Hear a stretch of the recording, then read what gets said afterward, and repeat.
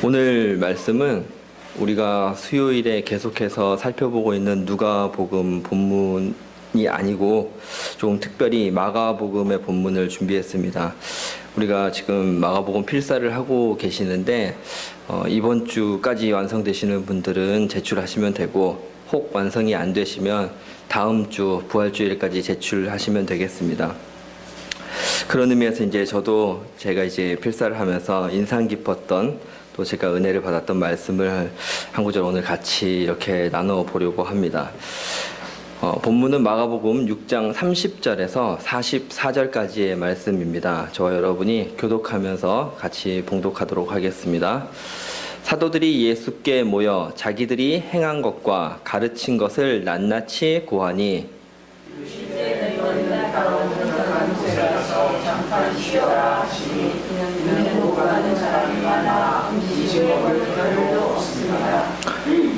이에 배를 타고 따로 한적한 곳에 갈새 그들이 하는 것을 보고 많은 사람이 그들인 줄 알라.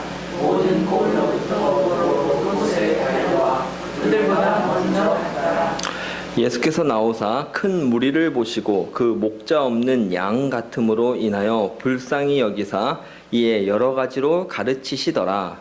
때가 저러가매 제자들이 예수께 나와 여짜오되 이곳은 빈길이요 날고 정로하니. 무리를 보내어 두루 촌과 마을로 가서 무엇을 사 먹게 하옵소서. 대답하여 이르시되 너희가 무엇을 주라 하시니 여짜오되 우리가 가서 200데나리온의 떡을 사다 먹으리이까. 이르시되 너희에게 떡 몇 개가 있는지 가서 보라 하시니, 알아보고 이르되 떡 5개와 물고기 2마리가 있더이다 하거늘, 제자들에게 명하사 그 모든 사람으로 때를 지어 큰 잔이 이야기 하시니. 때로 100명씩 또는 50명씩 앉은지라.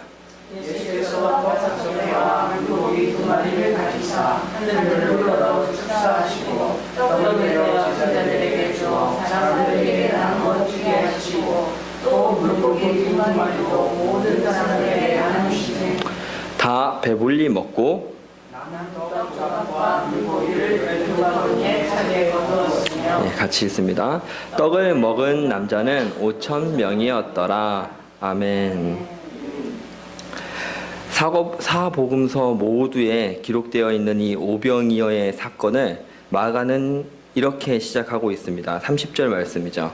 사도들이 예수께 모여 자기들이 행한 것과 가르친 것을 낱낱이 고하니, 여기서 제자들을 가리켜 부르고 있는 사도들이라고 하는 말은 아시는 것처럼 사도행전 이후에나 쓰일 법한 단어입니다. 그럼에도 불구하고 여기서 이렇게 제자들을 가르치는 호칭으로 사용되고 있습니다. 왜 그런가 하면 이유가 있는 것이죠. 앞서 이 마가복음은 6장 7절에서 13절을 통해서 예수님이 제자들을 파송하시는 장면을 적고 있습니다. 7절 말씀이 12 제자를 부르사 둘씩 보내시며 더러운 귀신을 제어하는 권능을 주시고, 사도라는 말의 뜻이 보냄을 받은 자라는 뜻이지 않습니까? 그러니까 이렇게 제자들이 보냄을 받은 사건이 앞에 있는 겁니다. 그러니까 맥락상 여기에서 사도라는 호칭이 사용되는데 문제가 없는 것이죠. 그리고 이와 같은 맥락을 통하여서 또 배경을 가지고 의도적으로 마가는 이 본문 속에서 사도라고 제자들이 이 보냄을 받은 사건과 오늘 본문의 연관성을 말해주고 있는 것이기도 합니다. 그렇게 다녀온 제자들이 자기들이 행한 것과 가르친 것을 낱낱이 예수님께 고하였다고 하였습니다. 그 내용이 무엇이었는가? 12절 말씀, 13절 말씀을 보면 이렇게 적고 있습니다. 제자들이 나가서 회개하라 전파하고 많은 귀신을 쫓아내며 많은 병자에게 기름을 발라 고치더라. 사실 엄청난 일이 벌어진 겁니다. 제자들이 예수님만 따라다녔지 자기들이 그렇게 할 수 있을 줄은 몰랐거든요. 그런데 지금 예수님 말씀 따라서 너희 둘씩 나가서 그렇게 고을로 다녀라 라고 했더니 가서 가르치니까 사람들이 깨닫고 안수하고 기름을 부으니까 사람들이 치료받고 귀신이 나가고 엄청난 일이 벌어진 것이죠. 사실 우리가 소망하는 삶도 그런 것이지 않습니까? 우리가 믿은 대로 그렇게 내가 살았더니 하나님이 역사하시더라. 이것이 되면 우리 신앙생활에 아무런 문제가 없죠. 제자들이 얼마나 놀랍고 흥분되었는지 모릅니다. 상상이 가시지 않습니까? 그렇게 돌아온 제자들이 예수님한테 모여들어서 얘기했겠지 않습니까? 저한테는 무슨 일이 있었고요. 저한테는 이런 일이 벌어졌습니다. 제가 이렇게 얘기했더니 사람들이 이렇게 반응했습니다. 그렇게 흥분된 감정을 가지고 예수님 앞에 나와서 우리가 어떤 일을 했고 무슨 일이 벌어졌는지 낱낱이 고하였다는 겁니다. 그러자 31절에 예수님이 이렇게 말씀하십니다. 이르시되 너희는 따로 한적한 곳에 가서 잠깐 쉬어라. 그 여정이 얼마나 고단했을지 그것과 더불어서 이들에게 이제 좀 쉼이 필요하다는 예수님의 말씀이 있었던 것이죠. 맥락과는 좀 다른 얘기지만 여기 쉼이라는 단어 역시도 우리가 한 번쯤 깊이 좀 묵상해 볼 필요가 있는 단어인 것 같습니다. 이 단어가 우리가 많이 아시는 마태복음 11장 28절에 내가 너희를 쉬게 하리라 이 단어이면서 동시에 고린도전서 16장 18절에 보면 그들이 나와 너희 마음을 시원하게 하였으니 라고 할 때 마음을 시원하게 한다는 것과 같은 단어입니다. 그러니까 맥락상 이 쉼이라고 하는 이 단어가 주는 의미는 마음이 시원해진다. 그러니까 누군가를 만났을 때 마음이 답답하면 쉬는 게 아닌 거죠. 예. 우리가 만났는데 정말 마음이 개운해지고 시원해지는 그런 만남이 쉼이 되는 만남인 것입니다. 이 같은 시간이 제자들에게 필요했던 것이죠. 그렇게 몰려들었던 사람들과 잠깐 떨어질 것을 말씀하시는 거고 너희의 흥분된 마음을 좀 가라앉히고 진정시킬 것을 말씀하고 계시는 겁니다. 그런데 반면에 이 같은 일이 제자들에게만 충격은 아닙니다. 군중들에게도 그 고을의 각 곳에서 제자들을 만났을 사람들에게도 매우 충격적인 사건인 거죠. 그래서 14절 말씀 보면 이에 예수의 이름이 드러난지라 예수님에 대한 소문이 이 일을 계기로 해서 퍼지기 시작했다는 거죠. 사람들이 얼마나 놀랐겠습니까? 말씀처럼 둘씩 보냈다고 하셨으니까 6팀으로 보내졌지 않겠습니까? 그래서 6군데의 고을에 갔을 텐데 그곳마다 그렇게 가르치면 깨닫고 이적이 일어나고 귀신이 쫓겨나고 사람들이 치유받는 일이 일어났으니까 사람들이 그들을 쫓아서 계속 오는 겁니다. 네. 이런 거랑 이제 느낌상은 비슷할 것 같아요. 왜? 공항 같은 데 가면 왜 B2B B2B 아닌데 BTS, 예, BTS가 막 이제 인천공항에 입국한다든지 이제 어떤 미국 같은데 들어가면은 와 하고 모여 있잖아요. 예. 지금 모인 숫자가 2만 명이잖아요. 지금 예. 그렇게 모이드는 거예요. 지금 예. 사람들이. 그러니까 얼마나 많이 모였으면 오고 가는 사람이 많아서 음식 먹을 겨를도 없다. 성경이 마가가 그렇게 적지 않습니까? 요한복음 6장 보면 그 후에 예수께서 디베랴의 갈릴리 바다 건너편으로 가시매 도저히 이쪽에서는 우리가 쉴 수가 없다. 배 타고 넘어가자 이렇게 했습니다.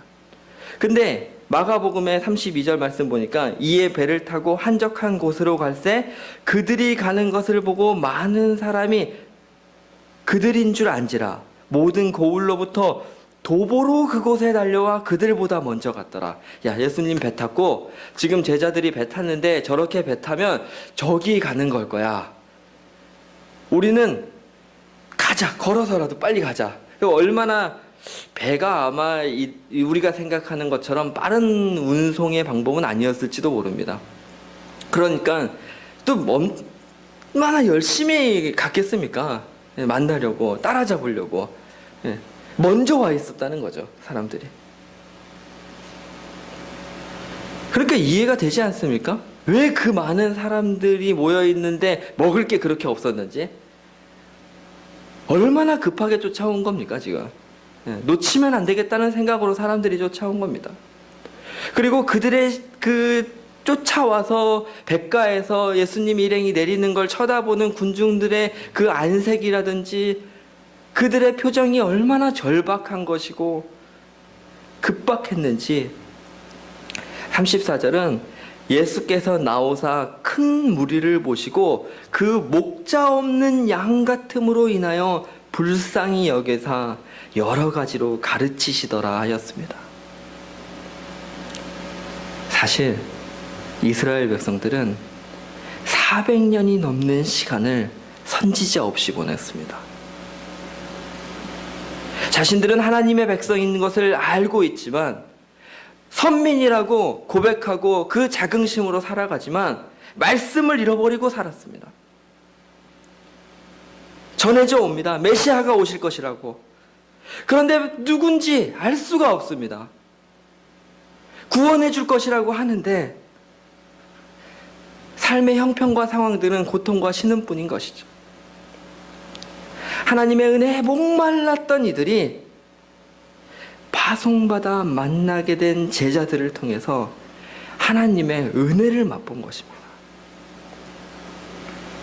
그 목마름이 해결되는 기쁨을 본 것이죠. 그렇게 기다리고 기다리던 메시아일지 모르는 그분을 만날지도 모른다는 실마리를 찾은 것이죠. 이런 이들을 모시고 예수님은 이들에게 은혜를 베풀어야겠다 마음 먹으셨던 겁니다.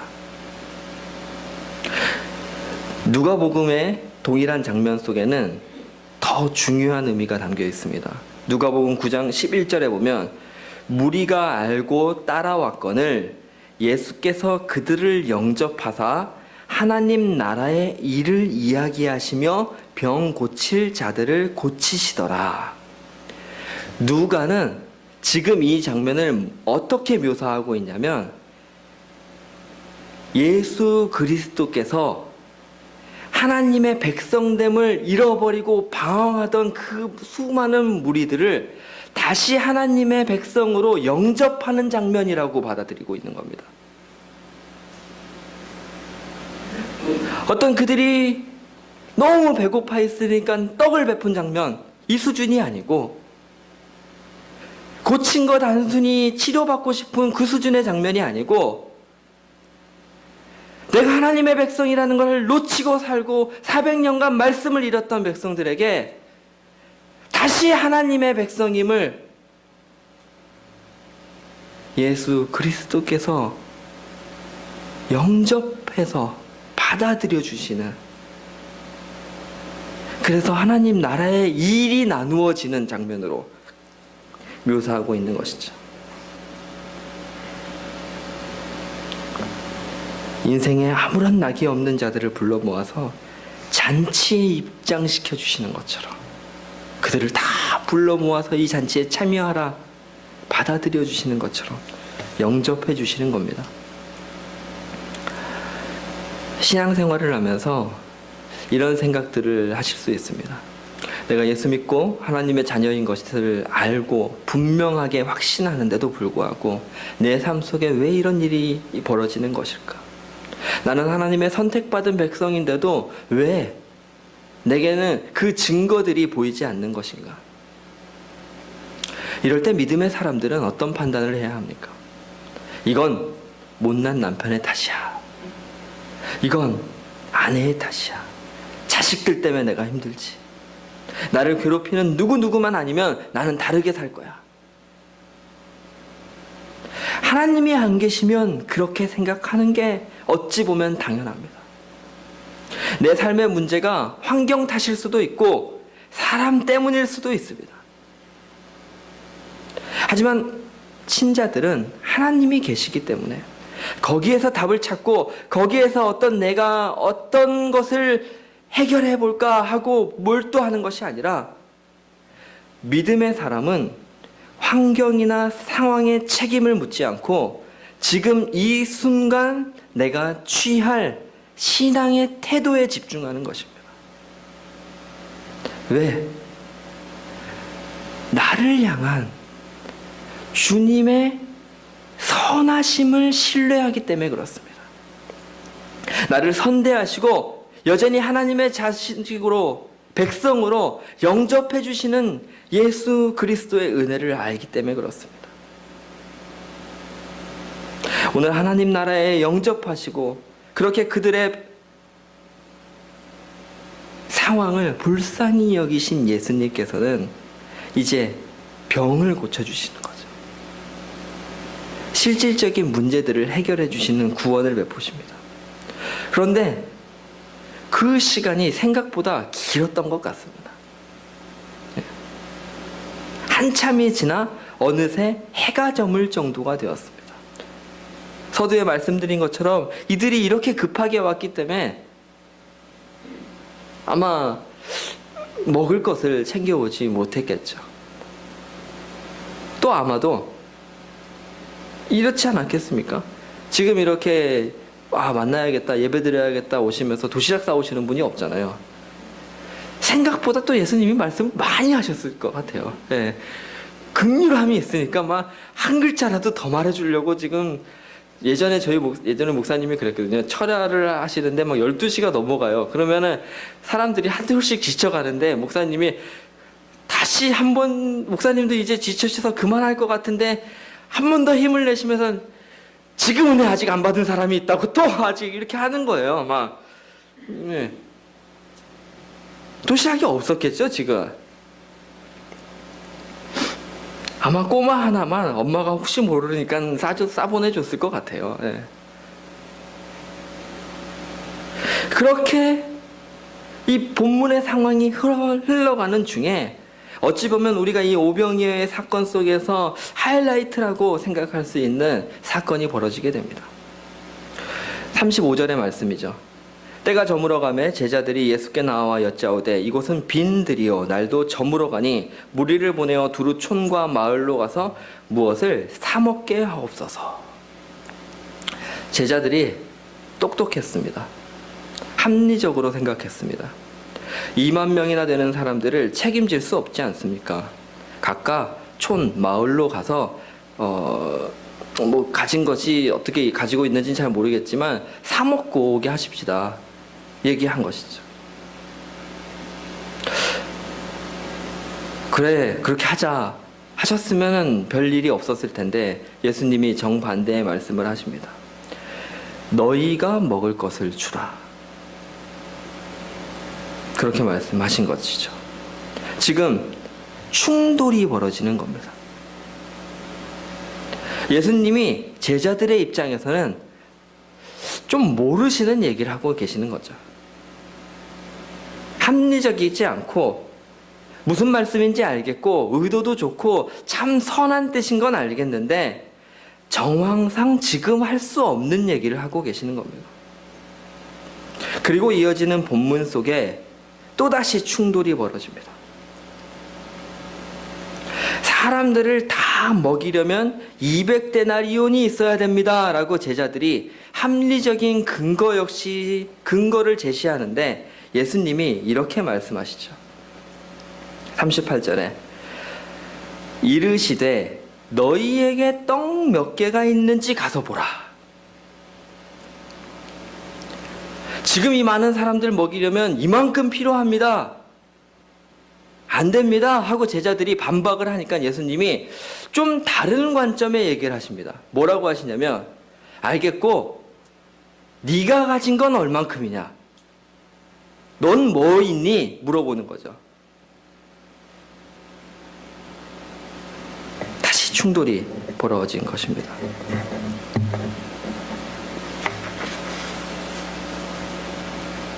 마태복음에는 이렇게 기록합니다. 제자들이 이르되 여기 우리에게 있는 것은 떡 5개와 물고기 2마리뿐이니이다. 뭔가 부정적이죠. 누가복음 9장 13절에는 여짜오되 우리에게 떡 5개와 물고기 2마리밖에 없으니 이 모든 사람을 위하여 먹을 것을 사지 아니하고서는 할 수 없사옵나이다. 더 분명히 얘기하는 겁니다. 우리가 가진 것으로는 할 수 없습니다. 제자들은 지금 예수님의 말씀이 틀리다는 거고 우린 이거밖에 없어서 못한다고 얘기하고 있는 겁니다. 그런데 우리가 놓치면 안 되는 것이 있습니다. 지금 이 장면 전에 제자들이 뭘 하고 왔습니까?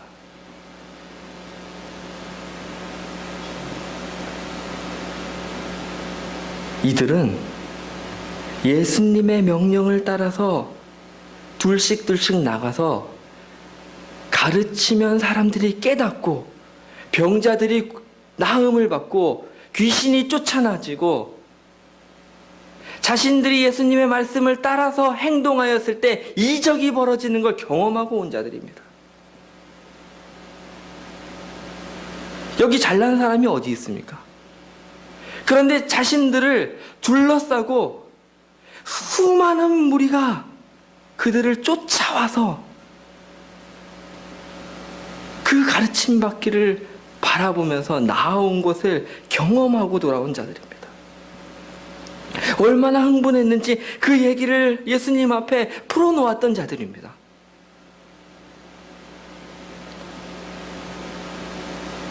얼마 지나지 않았는데 지금 제자들에게 그 같은 모습은 온데간데 없습니다. 왜 본문이 시작하면서 사도들이라고 언급하면서 그 사역의 결과를 보고하는 장면과 오늘이 오병이어를 이어서 기록하고 있는지 생각해 보아야 하는 것이죠. 제자들은 방금 예수님의 역사를 실전 체험하고 왔음에도 불구하고 다시 제자리로 돌아와 있습니다. 자신들을 그렇게 사용하신 예수님을 바라보고 있는 것이 아니라 현실 안에 놓여있는 물고기 2마리, 떡 5개만 보고 있는 것입니다. 안 된다고 하는 거죠. 내가 가진 게 이게 다인데 어떻게 하냐고 포기하는 것입니다. 제가 인생 가운데 참 값지게 생각하는 시간이 있습니다. 뭔가 하면 군대에서 보낸 시간입니다. 모든 이제 남자분들 군대에 가는 사람들이 다 그렇듯이 군대는 참 가기 싫죠. 예. 그리고 제 개인적으로는 정말 제가 갖고 있는 그 성격과 군대라고 하는 공간이 너무 저를 불편하게 할 거라는 걱정을 많이 했습니다.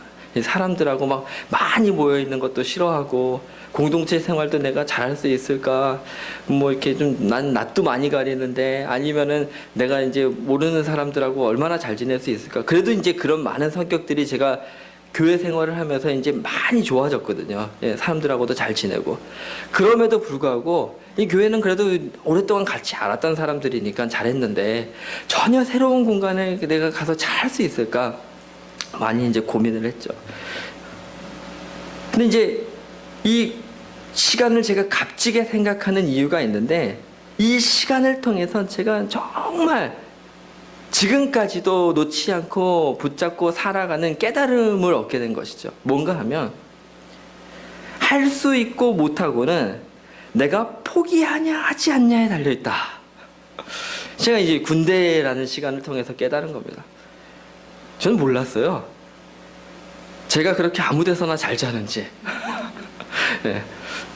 제가 저희 아내한테 처음에 연애할 때 그랬거든요. 나는 잠자리를 너무 가려서 아무 데서나 잘 못 자. 근데 몰랐던 거예요. 제가 군대 갔다 오면서 바뀌어버린 거를.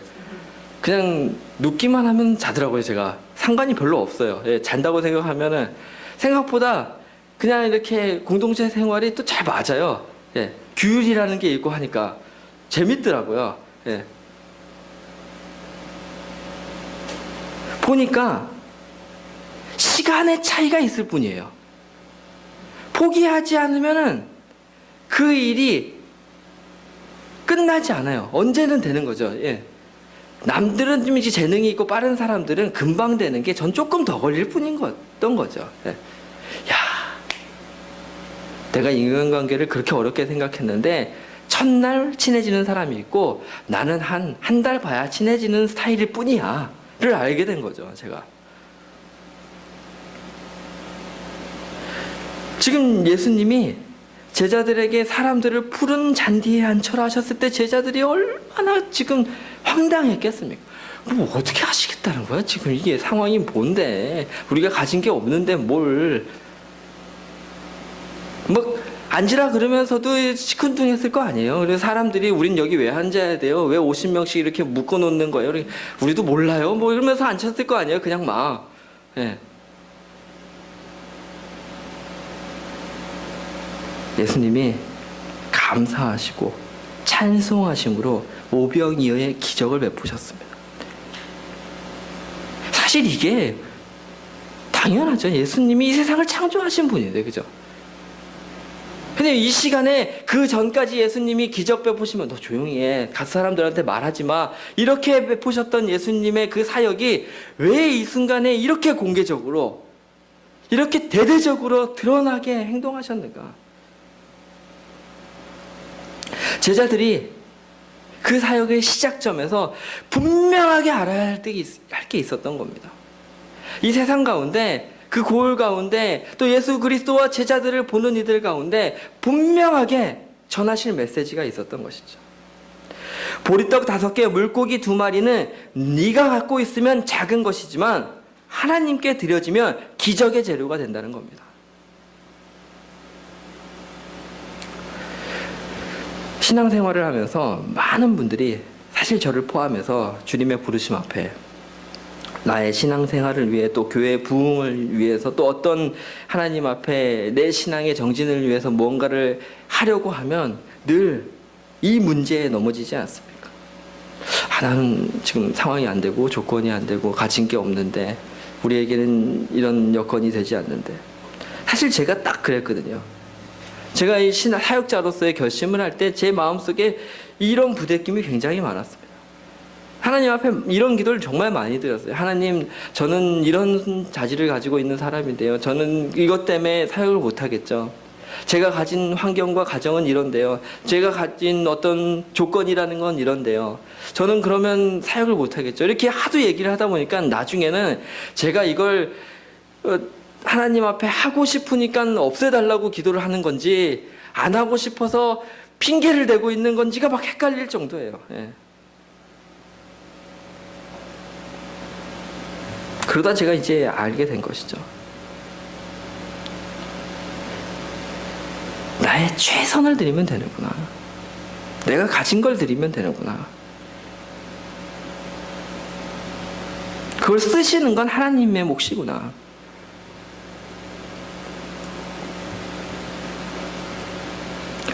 제자들이 그렇게 흥분하고 기적을 보고 돌아온 자들이 당장 보이는 문제 앞에서 멈춰서 있을 때 깨닫게 하셨던 겁니다. 물어보시는 거죠. 지금 내가 가진 게 뭐가 있니? 저는 그래서 무엇 때문에 그 사람의 인생이 막혀 있어요, 앞으로 안 될 것 같아요, 걔는 가능성이 없어요, 이런 말은 다 믿지 않습니다. 아무리 악조건의 가정 속에서도 그 청년이 하나님의 나라를 위해서 값지게 쓰임 받을 수 있습니다.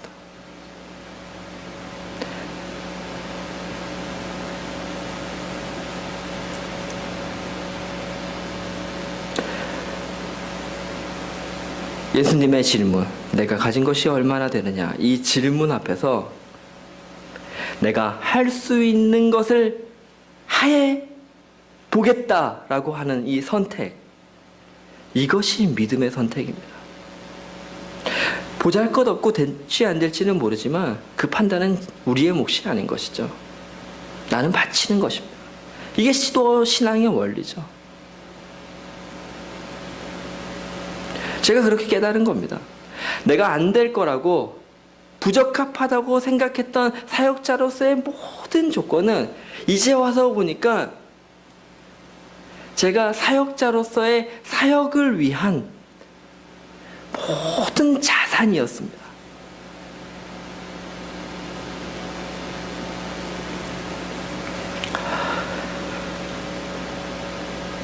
오늘 내 삶의 오병이어는 무엇입니까? 못하고 포기해야 되고 불가능하게 만드는 조건이면서 동시에 주님이 역사하실 재료가 될 그 오병이어.